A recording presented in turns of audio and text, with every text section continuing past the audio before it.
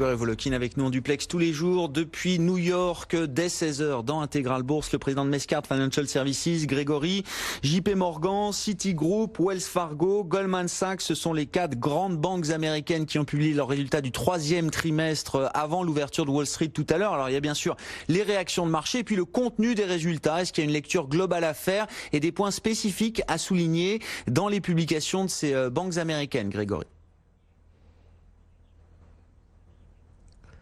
Oui, je dirais que la lecture globale qu'on peut faire, c'est que ces banques américaines, qu'elles aient des résultats meilleurs que prévu ou non, vont extrêmement bien, sont extrêmement rentables. Et ça, c'est particulièrement notable.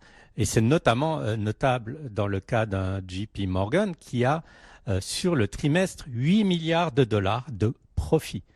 Ce qu'il faut dire aussi, c'est que les activités liées aux prêts à la consommation, aux cartes de crédit en général, c'est quelque chose qui va bien, un peu pour toutes les banques, à l'exception peut-être de Wells Fargo, mais on en reviendra par la suite. Donc dans le détail, prenons le grand vainqueur de la journée, JP Morgan.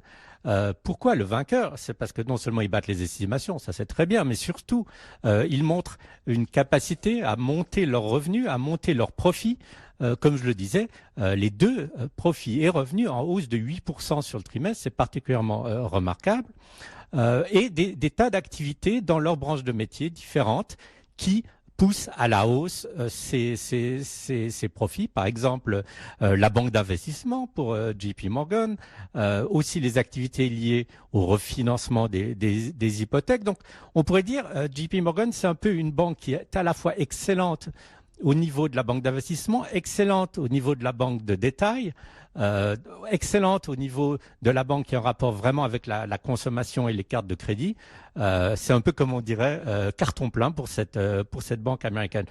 Et surtout, un chiffre qui me semble extrêmement parlant, c'est ce qu'on appelle le ROE, Return on Equity, ou en fait rentabilité des fonds propres. Alors le pourcentage est extrêmement impressionnant. Rentabilité des fonds propres de JP Morgan, c'est 18%. Alors, pour vous donner un exemple, je me ferai peut-être pas que des amis en France. Si vous regardez la Société Générale, le même critère de rentabilité, c'est de 5%. Donc, on peut dire que JP Morgan, en gros, rapporte pratiquement 3,5 fois plus avec les fonds qu'on lui confie qu'une banque telle que la Société Générale. C'est pas pour blâmer la Société Générale, c'est pour montrer à quel point JP Morgan est bien géré. Oui, 1 euro de Goldman capital, Sachs, 1 c'est euro de plutôt capital.